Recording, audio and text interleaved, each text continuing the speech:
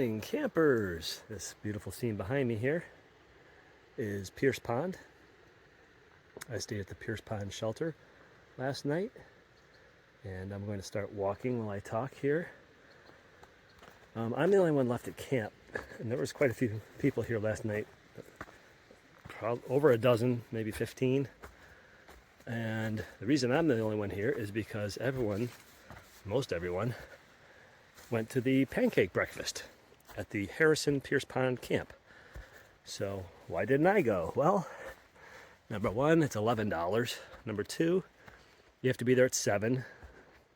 It's a little early for me. I would have to get up earlier than usual to get all packed up and over there. It's a 0.3 mile walk from here. So not far. You know, you can walk it in under 10 minutes. Also, it's 12 pancakes, red, white, and blue pancakes. So they have raspberries for the red, apples for the white, and blueberries for the blue. Doesn't appeal to me. I'm not a big breakfast person.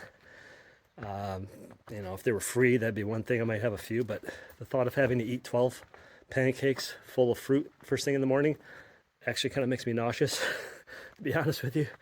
I don't like having a big breakfast. So here's the shelter behind me. Sorry, right there. They also have a limit of 10 people. You have to register the night before, so you had to get here to camp, you know, get your stuff set up, go to the Harrison Pierce Pond camp, and it's an old fishing camp, I guess, and go there, register, and I think pay the night before, and then, you know, this morning get there by 7 and have the breakfast. And from what I heard on Gut Hook, one of the comments was that if you don't finish the 12 pancakes, I guess the guy like makes fun of you or something. They'll give you a Ziploc bag to take the extras with you. Who wants to take pancakes in a Ziploc bag that turn into mush or crumbs while you're hiking? But I'm like, okay, let me think about this. Get up early, walk 0.3 of a mile, pay $11, not be able to eat all the food that I'm not even that interested in, and then get mocked for it. Didn't appeal to me in any way, shape, or form. So I said, nope, not doing that. In fact, I used that time to sleep in. I slept until 6 this morning, and it felt great. I actually woke up around 4:30. I woke up throughout the night, but the last time I woke up was 4:30. I checked my watch, and I went back to sleep, and I literally fell asleep. I think I was actually dreaming, and I just started to wake up, and my watch alarm went off. So I feel good. And it's great being at a campsite by yourself, too. Let me just say that. The other thing I want to say is, just for any of you planning on an Appalachian Trail through hike or any kind of hike where there's shelters like this. So the rule of thumb is, if you have your dog with you, you do not sleep in the shelter. Okay? You tent or hammock or use a tarp or whatever you do, however you normally camp. The exception would be, number one, there's room. In other words, if this sleeps, say, 5 people, and there's only 4 people at this campsite, you could bring your dog in, with the second exception, the second rule being everyone else in the shelter agrees to have your dog in there. Some people are allergic to dogs. Some people just don't like dogs. Some people don't want dog fur all over their stuff, or dog paw prints. You know, the dog gets their paws muddy or dirty and then is walking on people's sleeping bags, maybe. Who knows? Even a well-behaved dog is not always welcome in a shelter. So, okay, we're not going to mention any names or anything, but there was a dog in the shelter last night, and there was like 15 people in this campsite, so I'm sure at least one of those people would have preferred to sleep in the shelter, but they couldn't because the dog was taking up a space that a person could have used. So just be cognizant of that. If you have a dog, be respectful, be courteous, be thoughtful of your other campers, and say, hey, you know, there doesn't seem to be a lot of people here tonight. There's room in the shelter for my dog. Does anyone mind if the dog sleeps in the shelter? And if someone raises an objection, say, okay, absolutely no problem, and go set up your tent. All right, so enough about that. I'm going to pack up. It is 7:45. Here's the last reason why I got up kind of late, and I'll show you my campsite as I walk back over this way. There's a ferry you have to take across the Kennebec River. Now, that's about 3.5 miles from here. So, 1.5 hour to 2 hour walk, depending on the terrain. I don't know tough the terrain is. Probably not that hard. There's my campsite. That's where I tented last night. And you can see the pond in the background, so very nice. It was actually quite warm here. I thought it would be cool at night. It was quite warm. I had to sleep on top of my sleeping quilt most of the night. It was warm.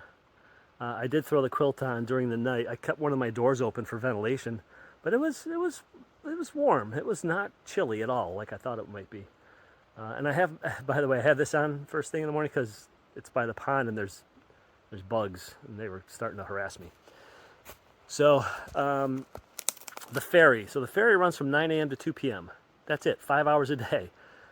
It can only take 2 people at a time. It takes 10 minutes to get back, across the Kennebec and back to the other side. It's 400 feet across. So there's a ferry operator, the guy who canoes, he paddles a canoe with 2 people at a time, 5 minutes to get over there, 5 minutes to get back. That means he can do a maximum of 12 people an hour. So I heard a lot of talk last night, people saying, I'm going to get there right at 9, I want to be first, I don't want to wait around. So I thought, okay, everyone's going to finish their pancake breakfast and get right over there to get the ferry. There's going to be at least a dozen people, maybe as many as 15, waiting first thing in the morning to get across the river.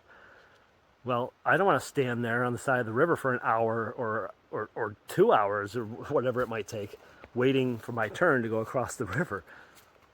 So I thought, why not just use that time to sleep in a little bit, take my time in camp, take a nice leisurely walk over. I figure I'm going to get there no earlier than 10. It's 8:45 right now.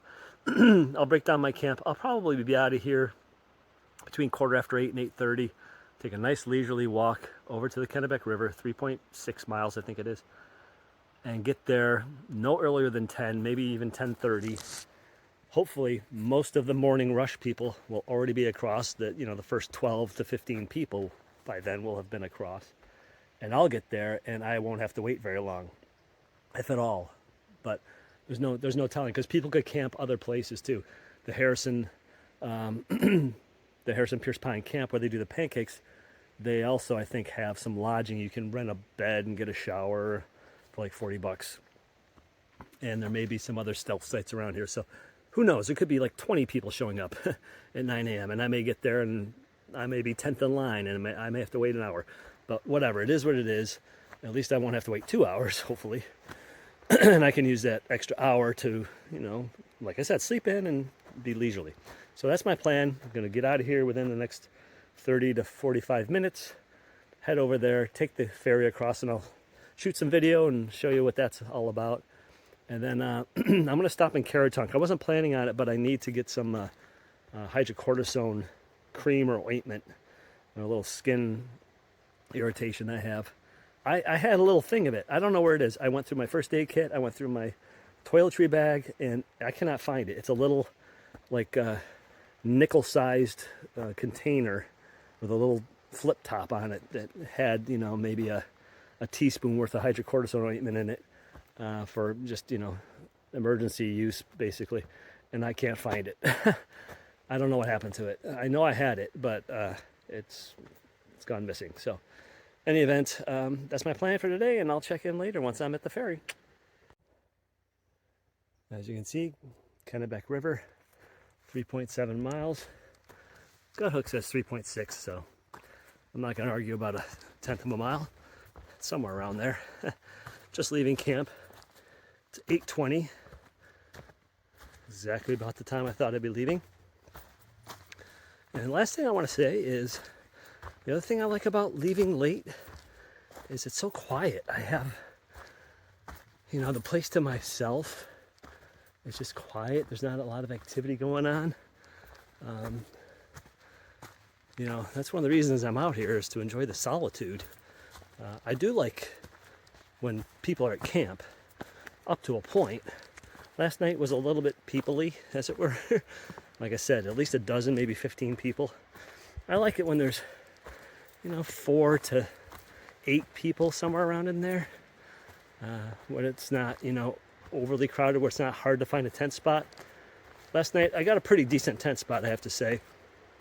But mine was like the last reasonable tent spot. I saw a couple other people arrive after I did, and they were having trouble finding a suitable tent site. So that's the other advantage of there not being a lot of people and getting to camp early-ish, you know, before it's too late. So yeah, I mean, I like hiking alone and just being out here by myself and enjoying nature, and then getting to camp and talking to other people about the day and talking about their plans for tomorrow. And oh boy, I have two choices here. It says the old AT high and dry, the new AT ford the river. Yeesh, I'm gonna look at the map. I don't fancy the idea of fording the river unless they're talking about the Kennebec River. If they're talking about a different river, I don't want to get my feet wet first thing in the morning, so let me check it out and I'll be back in a minute.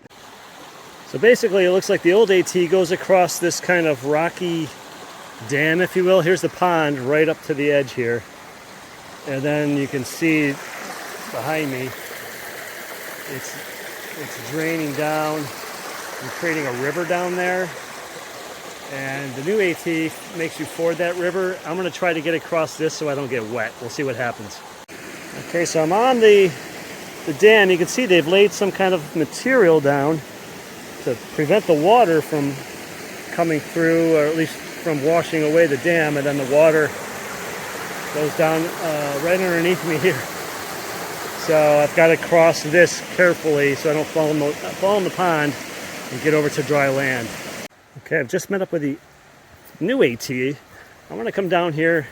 I'm going backwards. I'm going south because I want to see how tough the fording would have been. Let's see if they put enough stones across. Yeah, that's where the trail comes out. So yeah, you would have had to hike through the water. There's really not enough stones, I don't think, to get across without getting your feet wet. If I zoom in here, right there is where the trail comes out, right in the center there. And there's really no good way to rock hop, I don't think, all the way across. You would definitely have to get your feet wet. So I'm happy with my decision to go the high and dry old AT route. And I'm glad that was available because it was only about 100 yards, about a 100-yard detour around that river crossing. So it wasn't like I had to go way out of my way. So good choice on my part, I think. While I'm headed to the Kennebec River, I thought I'd talk a little bit about why there's a ferry. Why not just let us ford the river? Well, very specifically, it's 400 feet across, so that's pretty wide.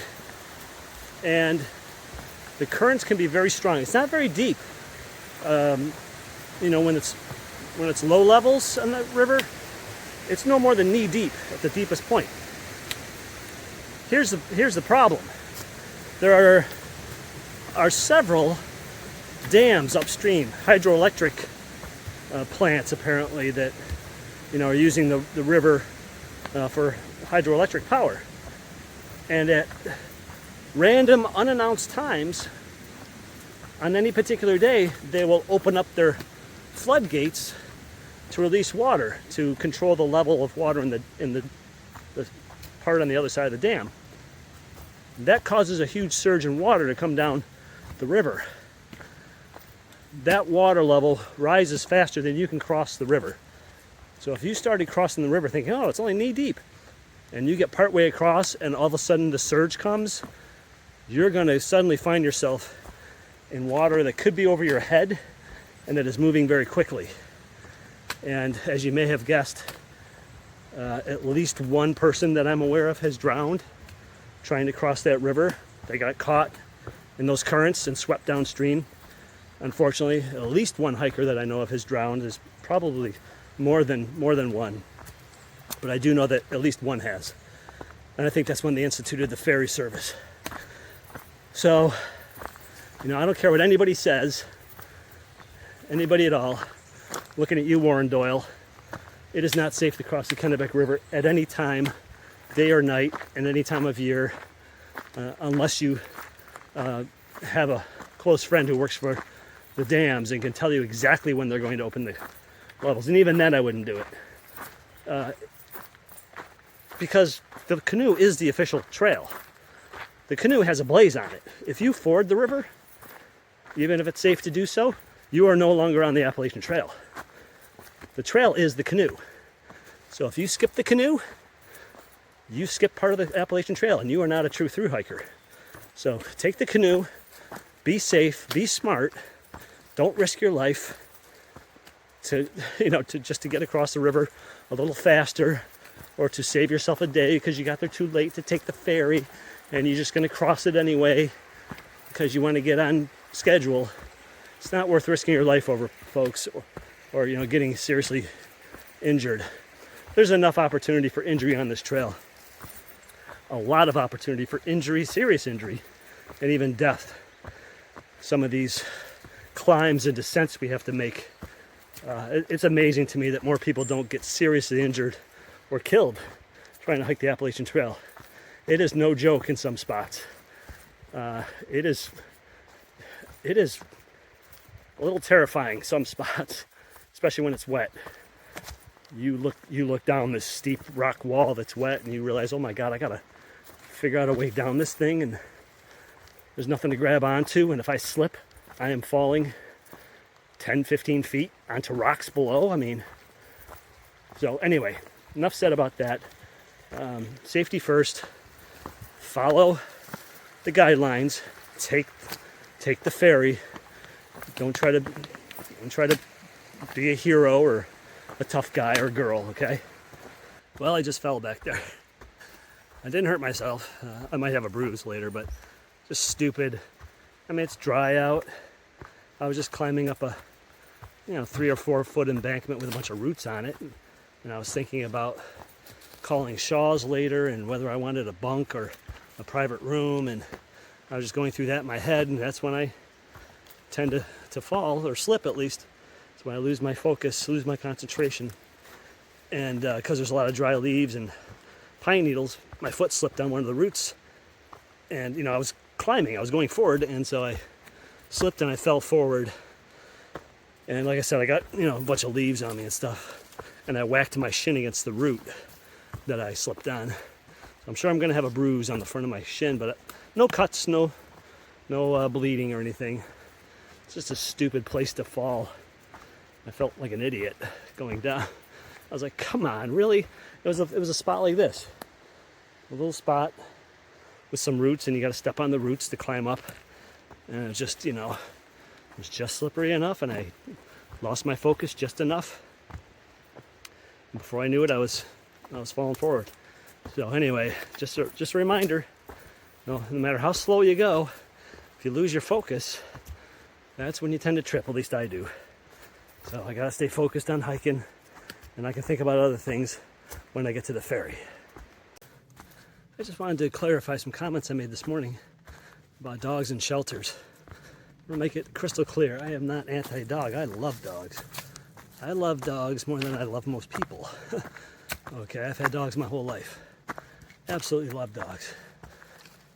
My wife and I, as you've seen in other videos, adopted a handicapped dog, rescued from down in Tennessee. And if you knew how much we spent on surgeries to try to help that dog have a normal walk, normal legs, you wouldn't believe it.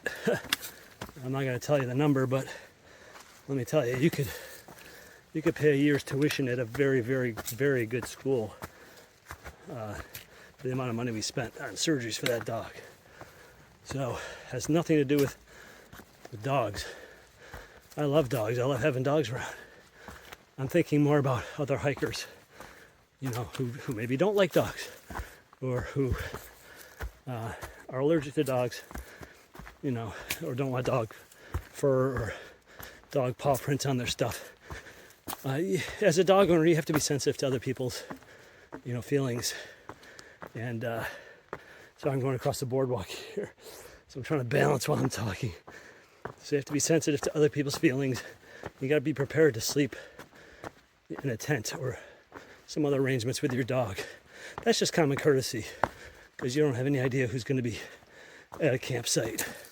So you can't just claim a spot in shelter for you and your dog if there's other people there. Again, as I said, the exception is either you're the only ones there, or there's plenty of room in the shelter for everyone who's at the campsite, and everyone in the shelter agrees to let the dog sleep inside the shelter. But if anyone else shows up and there's not room in the shelter for them, your first question should be, do you want our spots? My spot and the dog spot, because I will go set up my tent, because hikers have priority in the shelters. That's all. That's all I'm saying. I'm not saying dogs should never sleep in shelters. I just want to make it clear that, you know, there's kind of a hierarchy there, and you have to respect other hikers who may not be as, you know, dog centric as I am or as you are as a dog owner. So that's all. Just want to clarify that. So just because the map shows the trail is level or even downhill does not mean fast walking. You can see lots of roots, lots of winding around stuff, climbing up over stuff like these rock. So, and then the trail goes up there. So yeah, it's mostly downhill, but there's an uphill climb right here, and it's rocky. So this all slows you down. You can't assume your pace based on the elevation profile. So I just passed two pairs of hikers coming the other way. Asked them if they took the ferry across, and they said yes. And I said, was there a lot of people waiting? They said, yeah. But they said, you know, by the time you get there, it'll probably thin out quite a bit. I'm hoping that's the case. That's kind of part of my plan. If I get there around 10:30, that's enough time for him to ferry 18 people across from this side to the other. So I'm hoping that that my plan to delay and to take my time will allow that big first cluster of people to get across, and when I get there, I won't have to wait very long. But I guess we'll see. Anything's possible. No one's come up behind me yet, because I was the last one out of camp. So I don't think I'll get passed by anybody in the next, 30 to 45 minutes, however long it takes me to get there from this point. So we'll see if my plan succeeds or not. Okay, so it's 10 o'clock. I am 7/10 of a mile from the river crossing. Just crossed paths with another hiker coming the other way. Asked him, are there a lot of people waiting? He said, yeah, there's a handful of people waiting. He goes, by the time you get there, you'll probably be the only one. You won't have to wait. And I hope he's right. That's kind of my plan, although I wouldn't mind waiting 10 or 15 minutes so I could have a snack. Otherwise, I'll just have to have my snack on the other side when I get across. But either way, no waiting, perfect. Short wait, just as good. Have my snack on this side rather than that side. Either way, I win. So we'll see what happens here. But I'm very pleased that it sounds like my plan is going to work out just the way I hoped it would. And just as I planned. Hey, how's it going? Next ferry. All right? So my wife is always telling me I have this weird family curse because weird stuff always happens to me. Oops, sorry, there's something stuck on my camera. Weird stuff always happens to me, like I go to a restaurant and the one dish I want is the one thing that they're out of, or the one beer on a list of 50 beers is the one that they're out of, and just weird crap like that. So I get down here, there's one other guy here. They can take two people at once. So I think, oh sweet, I'm getting the next ferry. So he says, the guy waiting says, oh, go fill out a form. There's a clipboard there with forms on it. And I said, oh, there's only one on top, and that's the one you filled out. So I thought, oh, I'll open up the little thing. It's, you can see it's like one of those clipboards with, it's this thick it's got. So I open the lid, and I'm looking through the forms, like, oh, these are all filled out. Then I open up the underside. There's a stack of like 30 or 40, flipping through them. These are all filled out. I'm like, I guess there's no more blank forms. So the ferry guy comes over and he goes, you got to fill out a form. I said, I couldn't find a blank one. He goes, oh, really? So he starts looking through. He goes, yeah, you're right. They're all filled out. I'll have to go over the other side and get some blank ones and bring them back. So he had to take that guy by himself because there's no form for me to fill out until he goes over and comes back again with new forms. I'm like, really? Really? You can't have enough forms on both sides? Really? You run out with just before I come over? I'm like, come on, man. No, it's just whatever. But that's my luck right there for you, folks. Okay? So I don't know what's going on over there on the other side. But the ferry guy got out of the canoe and went up on shore. He's up in the trees. Maybe the forms are in some little building over there or something. But thought just occurred to me, okay, how hard is this to plan ahead? Okay, it's not like this is the first time they've done this. They've been doing this all season. So you got 5 hours. The ferry runs from 9 to 2, 5 hours. It takes about 10 minutes there and back. That means you can take from one side up to 12 people an hour, right? Every 10 minutes. That's 6 trips an hour, 2 people per trip, 12 people an hour. In 5 hours, you can take 60 people. So wouldn't you therefore have 60 forms on both sides of the river ready to go, knowing that that's the maximum number of people you could take? And yet he ran out of forms. And it's not even 10:30. It's only been running for an hour and a half and he already ran out of forms. So seems to be a lack of planning there, frankly. Just saying.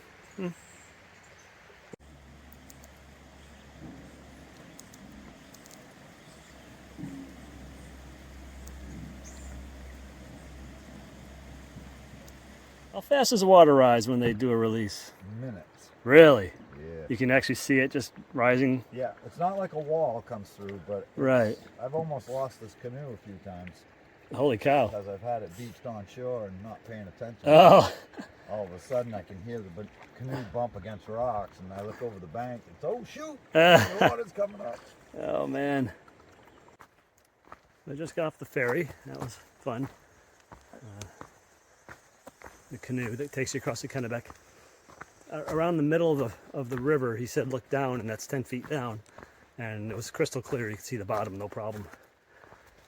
The problem is that those dams upstream, I think he said 4 times a day they release water. The only one that's predictable is the 9 a.m. one, because they release a certain amount of water for the whitewater rafting companies that are up there, so that they have enough water to go through the rapids. He said the other times a day he never knows, because they do certain tests and things at certain times a day. He said the water can rise anywhere from 2 to 4 feet. He said when they're doing certain hydroelectric tests, it can rise 6 feet in a matter of minutes. So he says he and the other ferry operators come out here before the season starts and do some drills and training and stuff to get them familiar with the currents and whatnot. So good experience. Definitely the way to go. If you get there after the ferry stops running, wait till tomorrow, baby. Do not try to get across that, because he said there's a rip tide underneath, because the river is colder water. When they release the water from the lake upstream, it's warmer water, and it comes rushing over the top of the river water, and it's warm water on top of cold water. The cold water is moving faster, and you can get pulled under. He says you can really feel it on your feet. You can really feel the water underneath. It's like there's 2 rivers almost, one on top of the other. He says, and he goes, if you suddenly are crossing and all of a sudden the water gets up over your waist and your pack gets wet and the water keeps rising and you can no longer touch bottom, he goes, and your pack is getting heavy and full of water, he goes, you're in trouble. You're in a world of hurt right there, baby. So don't take chances, folks. So I'm doing a road walk, as you can see, into Caratunk. Well, I'm in Caratunk, but I'm going to the Sterling Inn to see if they have some hydrocortisone cream, and even if they don't, I get some ice cream, something to drink, something, I don't know, whatever they got. Take a little rest there. Then I got less than 6 miles. I mean, it's 1.25 miles to get to the Sterling Inn, and 1.25 miles back to the trail. That's 2.5 extra miles. But once I get back to the trail, it's less than 6 miles to the shelter, the Pleasant Pond lean-to, which is on, not surprisingly, Pleasant Pond. And as the ferry operator said, He said if you have a chance, go visit Pleasant Pond, because he said there's a nice sandy beach, and he said the water is the third cleanest in Maine.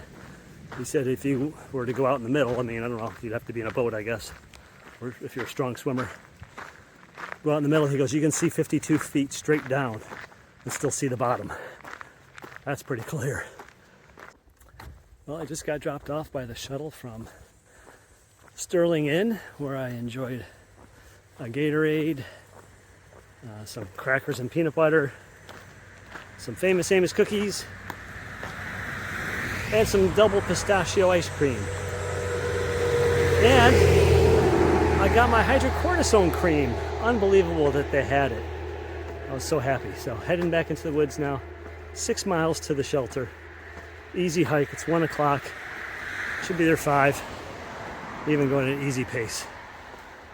So I may even go for a dip in the pond. We'll see. So not far into my hike. Just want to say it's like 82 and humid. Who would have thought Maine? I know it's August 1st, but Maine, here I'm worried I'm going to be cold up in the mountains. Luckily, I sent home my fleece, my long base layer leggings, my gloves, because I thought I'm just not going to use these things. I'm right so far.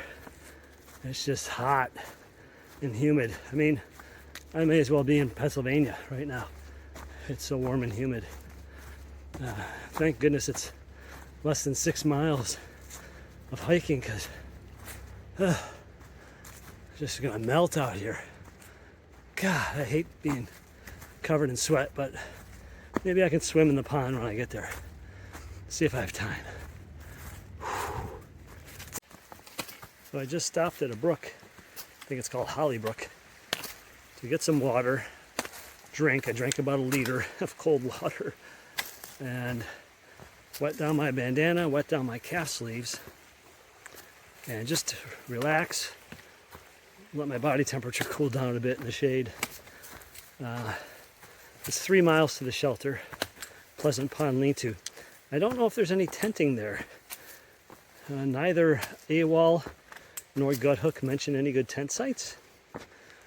So I may be out of luck there, unless there's space in the lean-to. Although I don't like to sleep in lean-tos. I don't sleep well in there. So we'll see.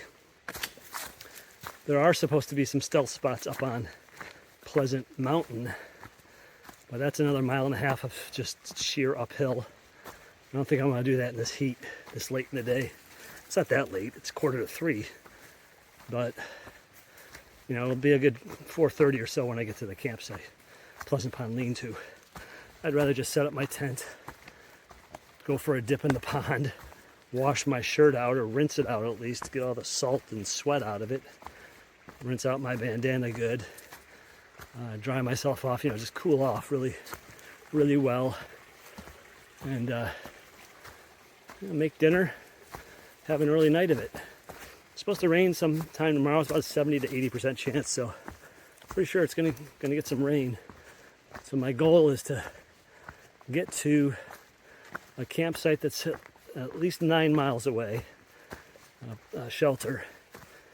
And if it doesn't look like it's going to rain at that point, because 9 miles, I got to go up and over Pleasant Mountain, and then down the other side. So that'll be slow going, possibly. So 9 miles, figure, 5-6 hours easily. So if I leave at 7 in the morning, then it's like 1 in the afternoon at best when I get there. 1 to 2. If it starts raining before then, that's where I'm going to stop. If it hasn't started raining and it looks, hey, it looks like the rain's holding off, I may push on to the next shelter, which is another 4 miles past that, but we'll see. In order to push to that next shelter, I have to go over another mountain. So that could be slow going. So we'll see. Anyway, I'm just thinking ahead, just trying to, strategize here.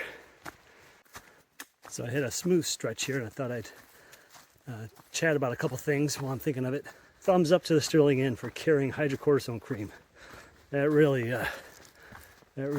did the trick, or it will do the trick when I need it. So thank you. And the other thing I'll say is, you know, I passed some other hikers and they were like, oh, is there a stealth spot up on top of Pleasant Mountain? It's 4.5 miles to the peak, which is 1.5 miles past where I'm intending to camp tonight. And I started thinking, boy, maybe I should just push on another 1.5 miles and stealth camp up there. But a couple problems with that. Number one, water sources on mountaintops, usually pretty hard to find.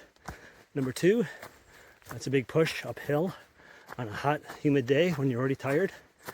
And number three, I've found that once I've decided where I'm camping and I've anchored on that and I'm looking forward to it and I'm counting down the miles, it's very hard to then push on farther. I've done it on a few occasions when I felt really good and the weather was good and all the conditions were favorable.